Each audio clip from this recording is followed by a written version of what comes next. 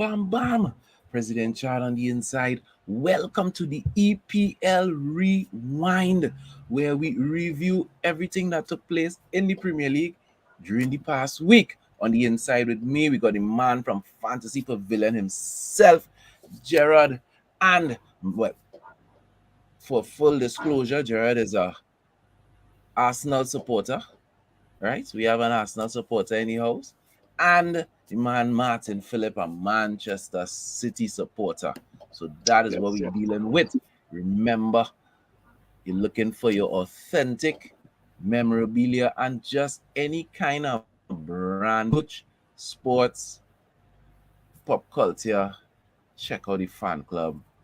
Get that stuff popping. So, gentlemen, a lot to talk about in terms of results. But what I want to start off the program talking about is transfers. We want to discuss some of the transfers that some of these teams have been making, and what effect you think they're going to have on the title race. So, Gerard, I want to start with you. I mean, Arsenal, Leandro Trossard, big player. I know one of the things people say about Arsenal is that they're lacking squad depth. So do you expect Trossard to be on the inside of the starting 11 soon, or do you think that this is just a squad depth addition? Good afternoon, Chad, and Martin, was it? Good afternoon, and to your viewing audience. I think he will definitely be a starter. Of course, like with any signing, we'll feel him out first. He will get a few minutes off the bench, but he's definitely there to provide some backup on that field left for Partey and Odegaard in an attacking sense. I think for now, he will be the automatic sub for Odegaard when Odegaard has run his socks out and come on and try if we need something out of the game for now. But definitely could slide right in as a starter for sure. All right. So if it is, he looks good coming in, doing his little 10 minutes for Odegaard, who do you think he's going to bench? Xhaka could be easily benched or most likely what he will do something weird and maybe bench one of the fullbacks and just play a 3 catchers. I could play on the wing as well, things like that. So he'll do something weird. Mikel, I'm referring to Arteta. He might replace one of the wing backs as Zinchenko or something. They're still, recovering from injuries. They're forcing. So he might put them in those positions so that maybe he might be on the same side as Saka or something like that. That might be what he will do. All right. Welcome to the show, the man Wazim. Wazim is a Newcastle supporter, if you wasn't sure. That is what he's wearing. Newcastle shirt.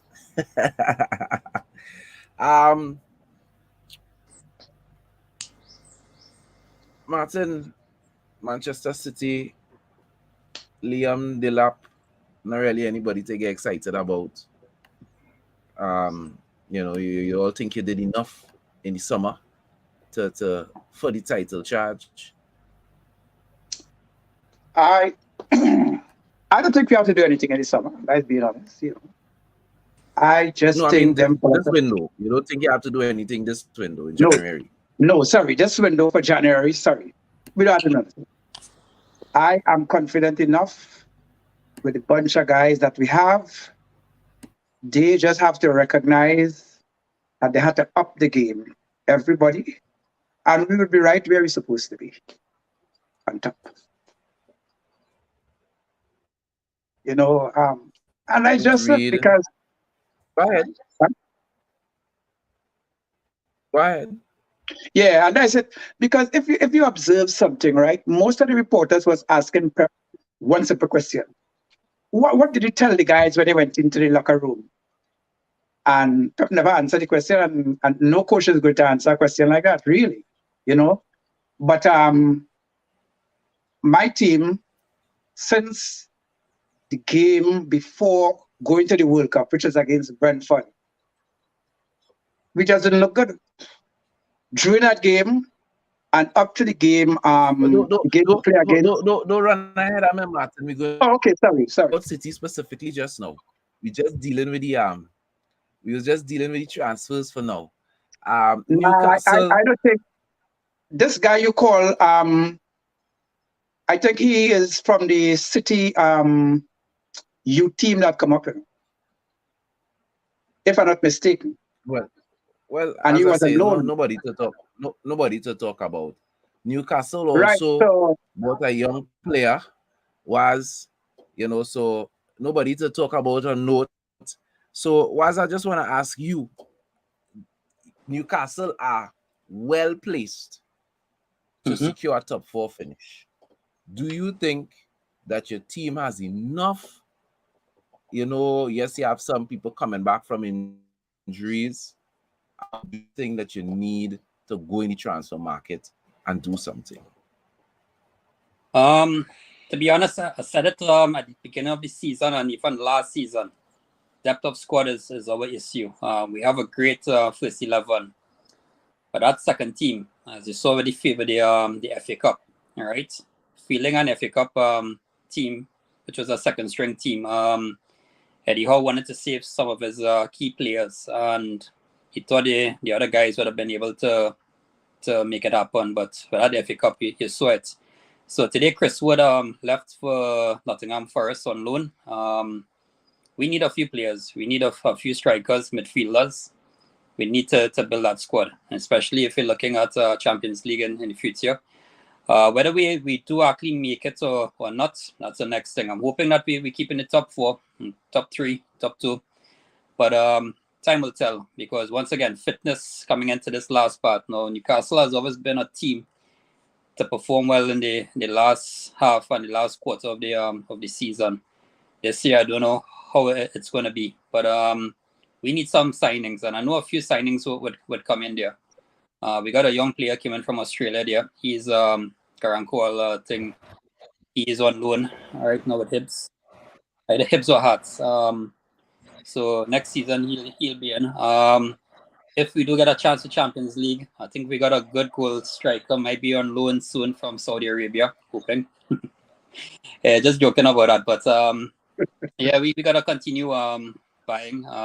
Well, Newcastle news again as well. You see, I got an old Adidas wrong heel strip up. That's looking at Adidas as a sponsor again there, so that's going to be good for the club as well. You see more money generated from player and football activities, club activities. So More opportunities for Newcastle to yeah. buy more. So what I mean? Mm-hmm. Let me, before we get to the real exciting news, which would be Chelsea, obviously. They're the fellas who really dominate any news in the trend. Before we get to that, let me just read some comments. So we have some comments from Siraj. Siraj still thinking about the game on the weekend. He says, one thing I have to say, that City goal from Rashford was offside, and that we wasn't clinical against Palace. He also doesn't think we're going to miss Casemiro on Sunday against Arsenal. So that is very, very bold prediction from him. Though he don't seem to be too excited about Fred and Scott playing together. So I don't know. Is a toss up where Siraj is concerned. So Manchester City, David Fofana, Joao Felix. Help me, Gerard. How you pronounce this guy's name? Michaela? Who's that? Gerard, you hearing me? Which player trying to The pronounce that? new signing for Chelsea. Oh, good luck with that. Yeah, good luck with that. I'm not trying to say any spells right now in my house right now. That I saw that and I was like, yo, I genuinely right. So everybody know what I'm talking about. Yes, that dude. correct. No, That that's only dude, three exactly names I right. call. Chelsea made about five to six signings already in January. I only call the big names, the people who people have an idea who it is we're talking about, right? Yeah, So murdered. simply, Yeah. I'm going around the panel. Chelsea sit presently 10th, 11th. Do you all see these signings making a difference? You all see Chelsea making their way. They have half a season to do it. do you all see Chelsea working their way back into the top 6 conversation? Well, could start with you, Jared. No, no. Simple answer, no. Of course, anything could happen, but to me, they did not get the players that they required and that they need. They were just panic buys, and it almost felt like they were just watching everyone else's transfer list and say, "Hey, that looking like a good buy. Let's go there." But I'm not convinced yet because they have to fix. There's a bigger problem than just patching it with players. It's something that Chelsea always goes through over time, and I don't think it will help anything. But we have to see what Madrid could do, or Madrid could do this weekend, what he adds to the team. But for now, no. Look at Joe Cancelo. I mean, of course, as a red card, but yeah, not convinced as yet.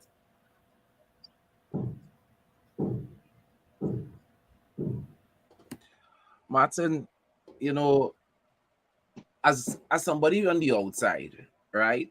Couldn't so hard to find out them Chelsea man and them don't want to pick up the phone, boy. So hard to get Chelsea man to come on the program right about now. But as supporters on the outside, Chelsea really look like they playing football manager. Like they just waiting to see who going for body in the summer. The ambush almost all Arsenal targets. As soon in the Premier League, one of the big teams going for somebody, all of a sudden, Chelsea run in, take over the deal. They don't seem like they have a plan. You think they're going to be able to claw their way back into the top 6? Okay. First, I really don't think so. And the reason why I don't think so is that as good a player you may be, you have to gel. And I don't think they have enough time to gel. Plus, if the injured players they have get well and start to play, it would have kind of friction because some of these guys would tell themselves they're supposed to be on the team. And in my book, if he's a manager, it has nothing about suppose. If you're not playing good, you're supposed to sit. The only suppose is to sit down. Right now, so Chelsea could buy the way, but this is one season they ain't gonna buy the way into the top 6. Because teams like same Brighton, teams like Fulham, things have to go real wrong for them. And when I say wrong, I mean they have to have a lot of injuries for Chelsea to claw their way back up. To me, the best thing I see on Chelsea team, he still had 2 games to sit down and watch, or 3 games, I think, and that is Jack Felix. He looked very promising. But I haven't seen the next guy. I could, you could talk about what you read, that is one thing. But on the pitch is something different, right? And to me, that is the brightest spot I see with this present Chelsea team. And what a tackle he gave, just to sit down and watch. So I don't see Chelsea making the top 6. Don't. All right. Fair enough. Was same question to you. Chelsea now. The interesting thing about Chelsea, I was talking to a Chelsea supporter last night, and one of the things that I was telling him is that if people really observe Chelsea would have one bad season, and then they come back next season and they win in the league or they win in some kind of silverware.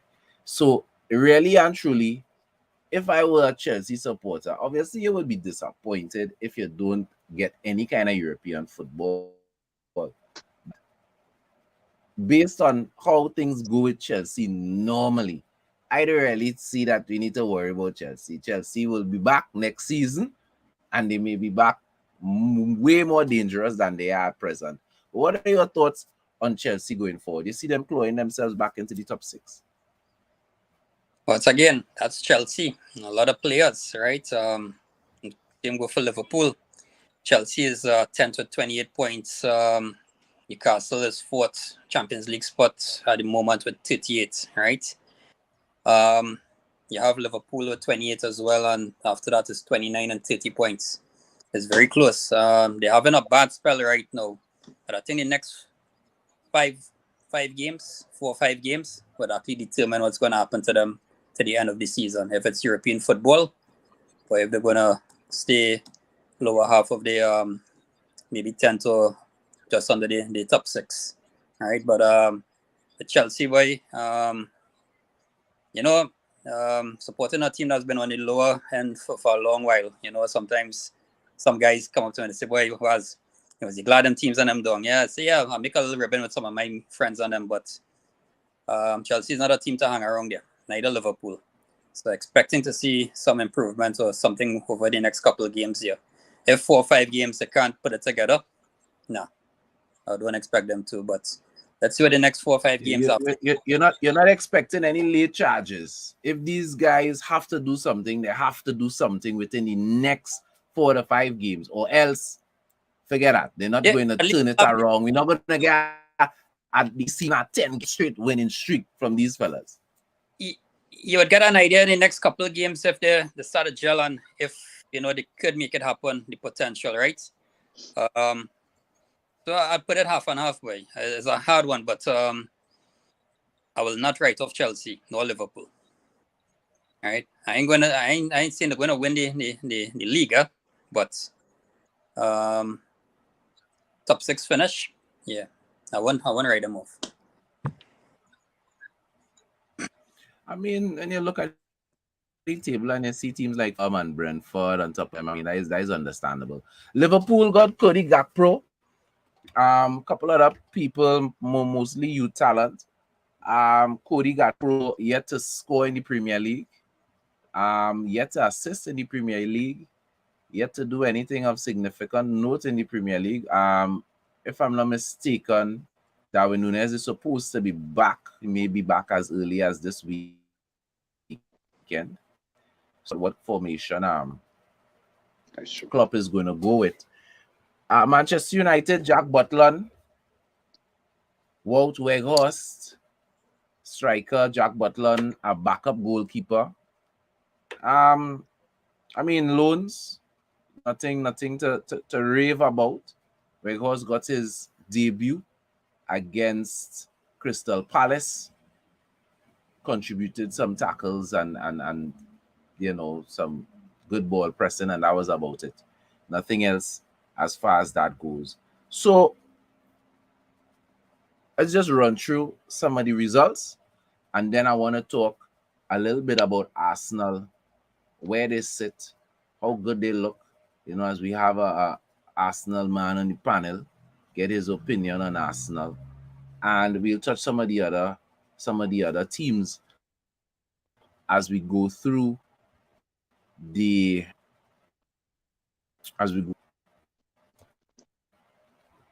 So we had Aston Villa taking on Crystal Palace. Leeds.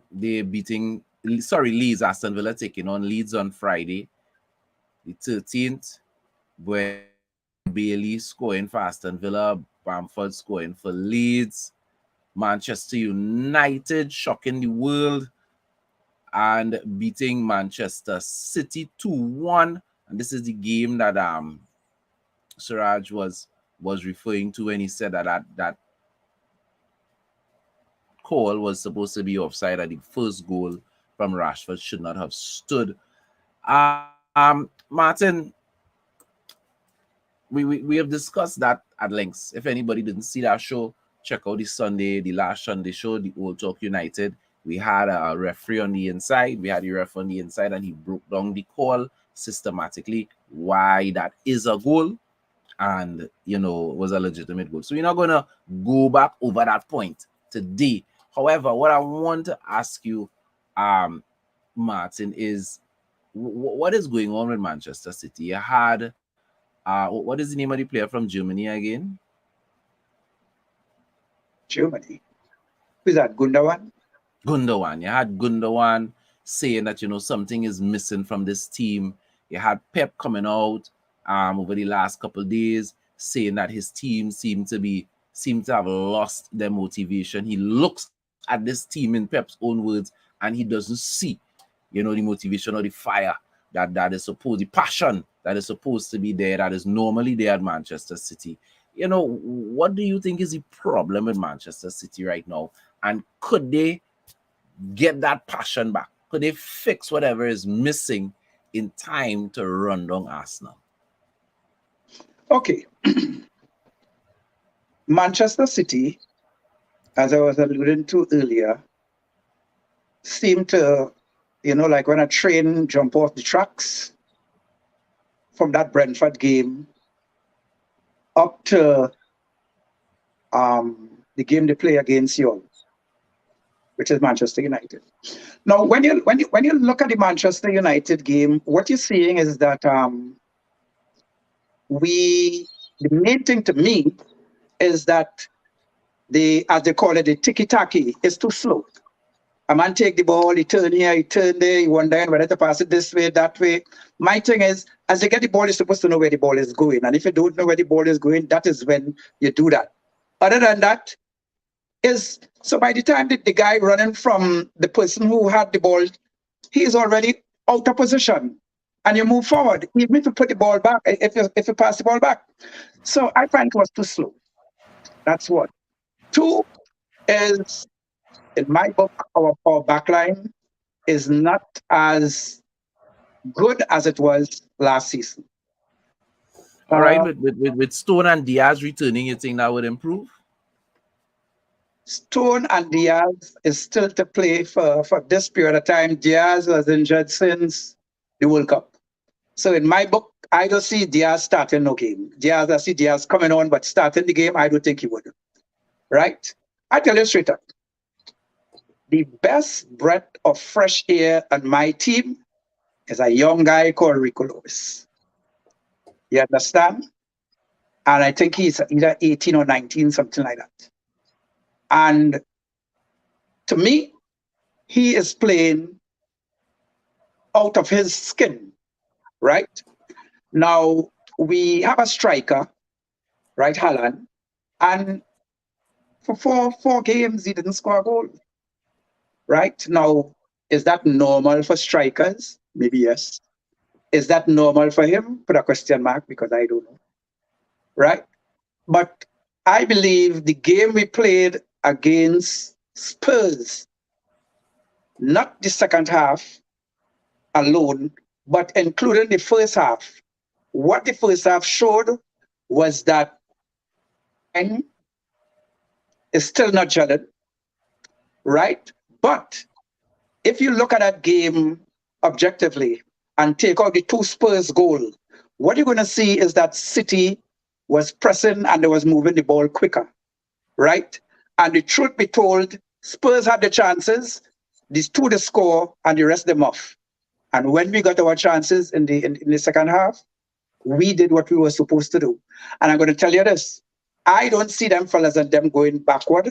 I see them going forward. So I expect City to be winning a few games on the trot going forward. And who in the way, maybe they just get turnover, that's about it. I expect us to be on top at the end of the day. All right. So you're very confident that City has turned that corner, and Yes. going to be moving forward in a positive way. Let's just run through some more results here, and then we talk about some exciting stuff in terms of the games that come on the weekend. Southampton beating Everton. Southampton still holding up the league in the bottom of the relegation zone, but it is very tight. I think there are about 3 teams on 13 points right now in the bottom of the relegation zone. Nottingham Forest beating Leicester. Wolves 1-0. West Ham. Brentford continuing to be on a run of excellent form, beating Bournemouth. Tony, I mean, that guy just keeps scoring. Every time I think to myself, I shouldn't get Tony on my fantasy team, he scores again. Chelsea finally winning a game. Havertz, Chelsea beating Crystal Palace 1-0. Newcastle beating Fulham 1-0. I mean, what did you all think about that penalty, boy, from Mitrovic? The Premier League keeps throwing up stuff at you. I mean, I have never seen that before. A foul penalty. The guy kicked the ball onto his own foot, went into the goal, non-goal, no, and then he ain't getting to take it over. I mean, at this stage, I think Fulham need to consider somebody else taking penalties. What say you, Jared? No, Mitrovic is usually, reliable. But it's a rule. That is a rule. It happened. I think I've Usually seen that reliable. This is about the third penalty the man missed for the season. compared to some of the other big boys, that turn away pens. But who else? Who will take the maybe? I guess Willian. You have Willian, maybe Andreas. Yeah, Yeah, William, you have yeah, Andreas. yeah, maybe.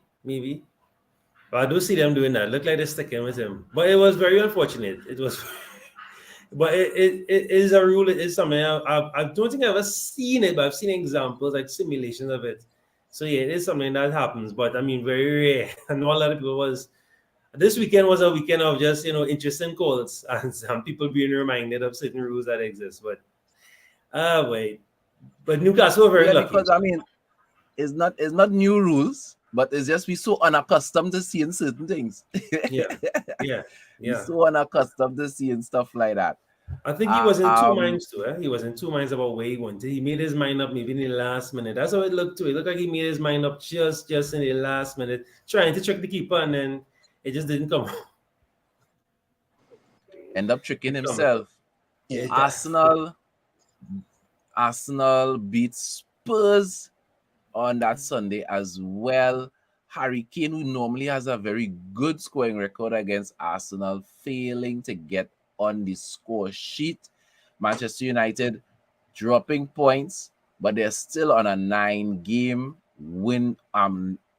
not winning streak, sorry, a 9-game non-losing streak. And the last game of the week was yesterday. Manchester City coming back from 2 goals down to demolish Spurs, scoring 4 in the second half. Haaland finally getting back on the score sheet. Mahrez is the man on fire for City at the moment. He's been scoring goals for fun, and he had 2 yesterday. Alvarez had 1. Haaland had the last one. And again, Harry Kane was not on the score sheet. I think if you had asked me, I would have lost my house. I probably would say, yeah, boy, I would bet on Harry Kane to at least score a goal, at least 1 goal in those 2 games, because these are 2 teams that Harry gave. Yes, is Arsenal and City, right? 2 of the better defenses in the league. But when you look at Harry Kane's stats, these are the teams Harry Kane does punish. I know a lot of City supporters were very nervous about that game because Arsenal has had City's number for the past 3 seasons. And Harry Kane just popped down this weekend. Go ahead, Martin. No. I was just saying Spurs, you meant, not Arsenal. You said Spurs, yes, Spurs. Arsenal. Yeah. Yeah, sorry, my mistake. Spurs has been a boogie team for City for a little while. Diggs BTW 17. Big up yourself. I'm taking Could I us in just on jump in here? Twitch. Of course, we're talking about City, so you could jump in. I am very sorry, but I picked Harry Kane for the first time and put him on my fantasy team. And every time I put Harry Kane on my fantasy team, every time. I mean, he is one of 4 players. Harry Kane does just fail to give me points, right? And I'm telling you, I am keeping Harry Kane on the team for a little bit, right, to see if the bogeyman is really the bogeyman. And so be it. I have a point up to where I would sell him, so I hope he come true for me. Weekend coming here. Well, I hope so too, because he's on my team, and if you're making me feel like I need to start putting plans in case to sell him. Chad, Talk to me, was. what do you think? How are you seeing the effects of the World Cup players and the World Cup? Are you seeing any effects on the team's performance or anything? Remember, we were discussing. I would have to say no. I would have to say no so far, simply because one of the teams that had the most players out and the most players that went deep was City. But I don't think City's poor performances was down to the World Cup, because everybody was playing ball. Even City is not like, these players look like they a little leggy, the whole team. So I can't say that is fatigue affecting City. United players that have come back, except for the Low who's injured, these guys Mhm. jumping at the bit. They're running.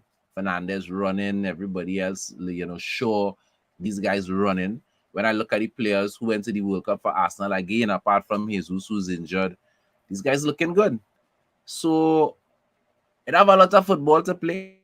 We have FA Mhm. Cup games coming in, so it still have time for fatigue to become an issue. But right now, I can't say that I'm seeing any fatigue affecting players um in the World Cup.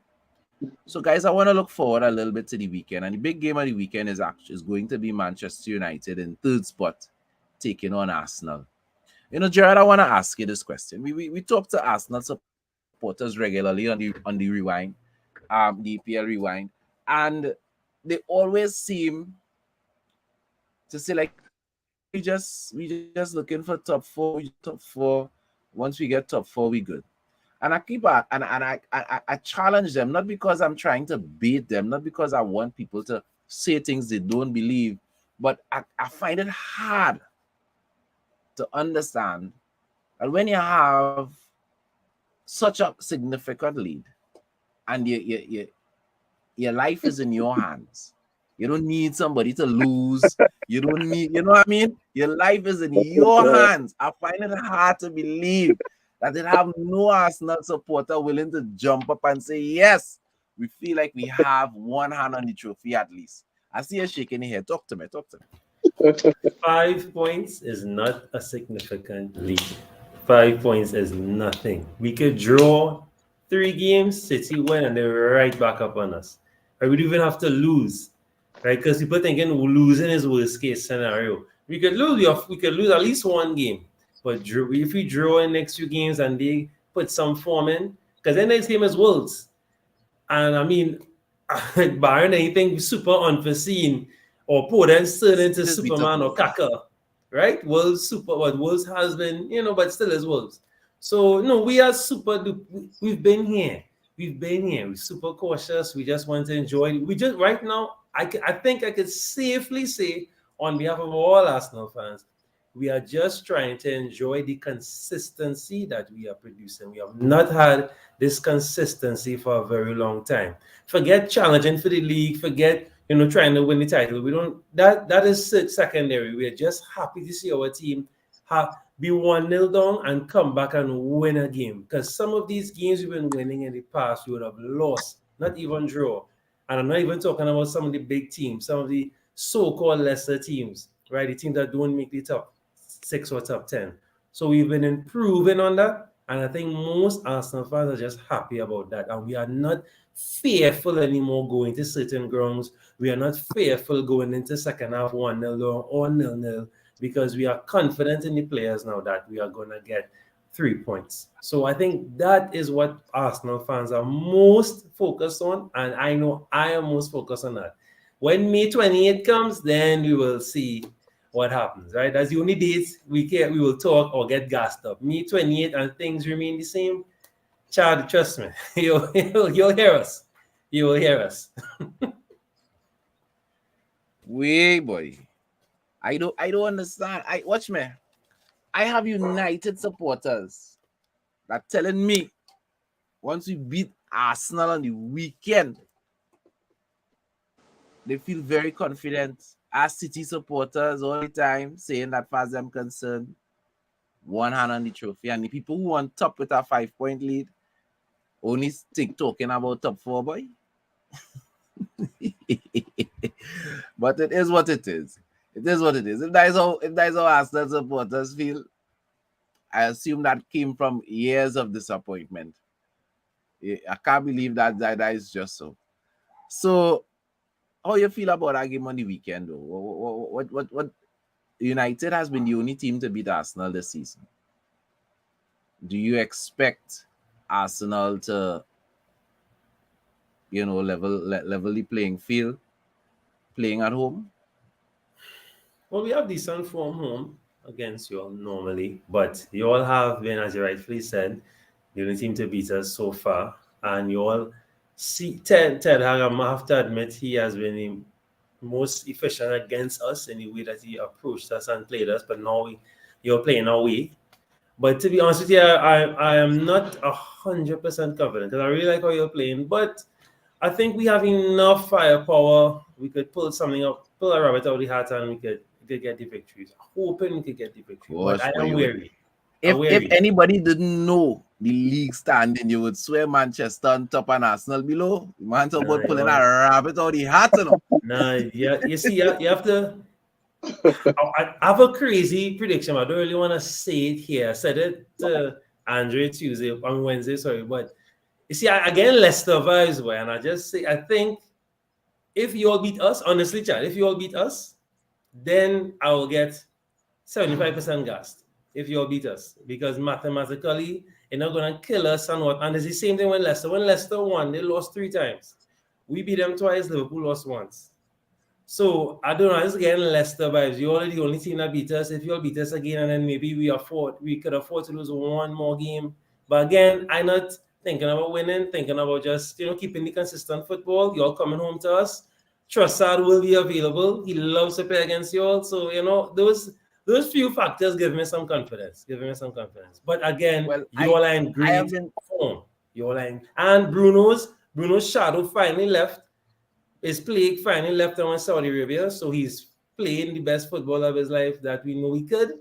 So I am not gonna take you all easy at all. It'll be a difficult game, and you all are driven. And as I rightfully said, you all are close now. You're challenging. If Spurs didn't Spurs it up yesterday, you all would be way more in the conversation, even more, right? Even more in the conversation, right? So yeah, all to play for. I've been saying that I feel in Leicester vibes since when? November? I think it's November or October. I've been saying that. So, and a lot more people starting to see the similarities between this season and the season that Leicester won. I hope that you don't do a Leicester. If you all manage to pull it out, that you win the league and then that is it. You just kind of fall away and flutter away, struggle to get in the top 4.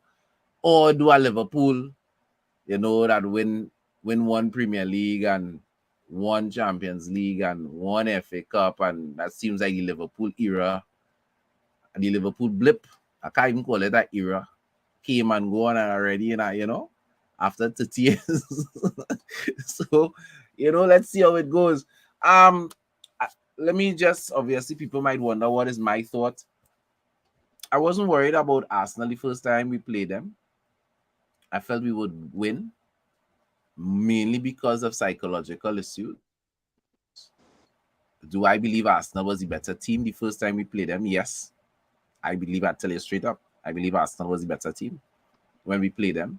However, there are teams that just have a mental block, like City and Spurs, for example.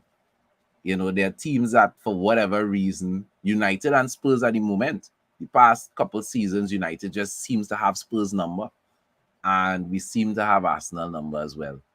But you have 2 teams that are playing well, that are very well coached. So it is going to be a game for the neutral. You know what I mean? It's the kind of game that if you're neutral, that's the game you want to see. 2 teams playing well, that are well coached. So it's tough for me to make a prediction this time around. Last time I was very, very confident. This time, I'm not as confident. I expect to see goals. Arsenal have goals in them and United have goals in them. It's unfortunate that Casemiro is not going to be around, but he wasn't there for the first game. And it is more unfortunate to me that Martial is not going to be around. Because the one thing that Arsenal would have on us is that chemistry up top. And Nketiah has found himself, comfortable in the team. And they have that chemistry because he's played with them since the coming back from the World Cup. And Weghorst, this is only going to be his second game. So that lack of chemistry, I don't know, maybe if Martial is not available, it might be a good idea to start Rashford in the 9 and play Garnacho and Anthony. People who are accustomed playing with each other. I have heard a little bird whispered in my ears, and he said that in training, Martinez was practicing playing in the CDM position where Casemiro would normally play, and Shaw, they had Shaw as the left-sided centre back, so they're playing a back four with Shaw and Malacia on the side of him. So we'll see how that goes if that does materialize. So it's going to be a chess match. That game on Sunday is going to be a chess match. Looking forward to it. Let me just run through the table. You have Arsenal on top with 47 points. You have City playing one game more than Arsenal on 42. Manchester United on 39. Newcastle rounding out the top four. You know, it wasn't intentional, but all of us here are representative of the top four teams. I now notice, it now click in my mind that I have guests for all the top four teams. Newcastle rounding out the top four on 38, just 1 point behind United. So that's still, tight. And then we have Spurs playing 20 games. Spurs and Fulham, both of them playing 20 games on 33 and 31 respectively. Brighton, Brentford, Liverpool, Chelsea rounding off the top 10. And we're just going to deal with relegation spots. You have West Ham. Yes, you heard me right. West Ham, Everton, and Southampton in relegation, all tied on 15 points. All played 19 games. And above them, you have Bournemouth, Wolves, and Leicester on 16 and 17 points. So that relegation battle, when we say the relegation battle is tight, all of these teams are in relegation right now. All of them could easily come out of relegation. 2 wins and they're out of the relegation zone. So that relegation battle we're going to be watching closely, and we're going to be talking in the next program. We're always talking about the top four. Next program, we're going to take a little time and talk about it, because we have some big teams in the relegation zone that normally, West Ham normally don't be down there. Southampton normally does be there, but there's their time to pull out. There's always be there, and then 10 games to go, they're outside the relegation zone. So we'll be spending some time talking about the relegation zone in the next program. We're doing an amazing Carnival content, the We Outside series. I know we dropped one video already. We're going to be uploading another video tomorrow. We have interviews and that video with the man Viking Ding Dong and others. And then we have even more content coming up in the week. Talk to me, Gerard. What you all have coming up on the Fantasy Pavilion that people could look out for?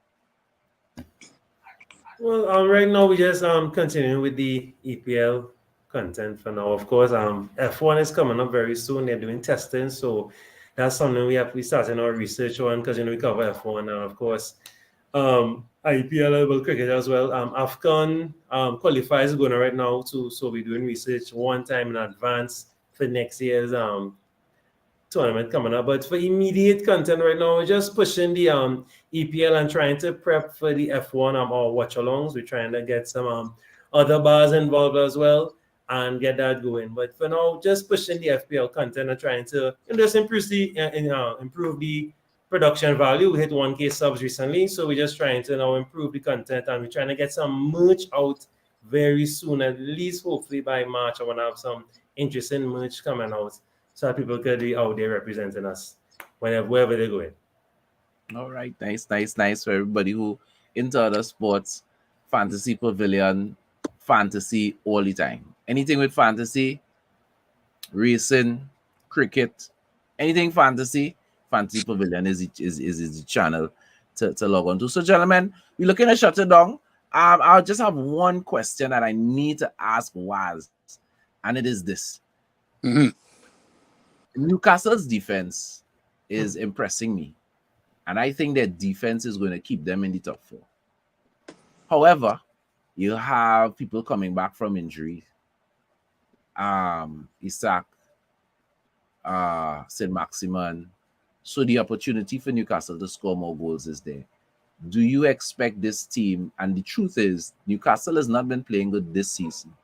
Newcastle has been playing good ever since they came out. They pulled themselves out of the relegation zone last season. So there's a season and a half of consistent performance from Newcastle. Do you expect them to keep that team up, to keep that up, and to maintain that top 4 slot? They're going to do their best to keep it, right? Once again, injuries is an issue there.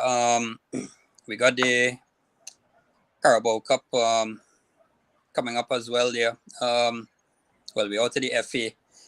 That team, they're gelling and they enjoy playing football. The fans enjoy watching them play. It's a revival for football for Newcastle. I mean, I've been going to games way back, and I saw the difference when from Freddie Shepherd to Mike Ashley, and now here. The team is actually enjoying playing together. And once they're injury-free, they're going to put on some good football. We need a next striker. We put Chris Wood on loan because he's been a hard worker for us, but he isn't a natural goal scorer. So I think we need to get a next striker, a couple of midfielders, and as I said, we need some depth. But if we continue like this without injury, we could maintain it. A lot of credit is given to Bruno Guimaraes and Miguel Almiron, Zach. But one of the 2 guys who actually has Newcastle where they are is Nick Pope and Sven Botman. If you actually take a look at Sven Botman at the age of 22 and his defending, top.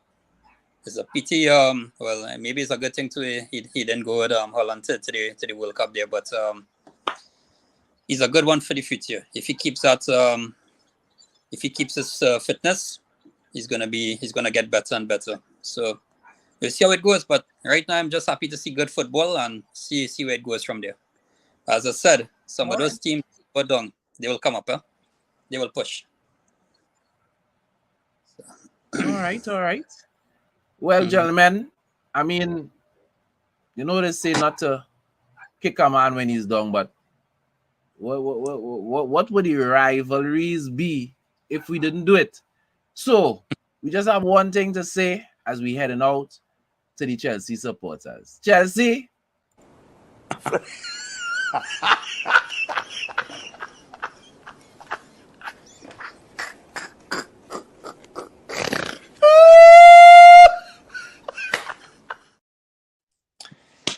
Support the United Hour. Click that like.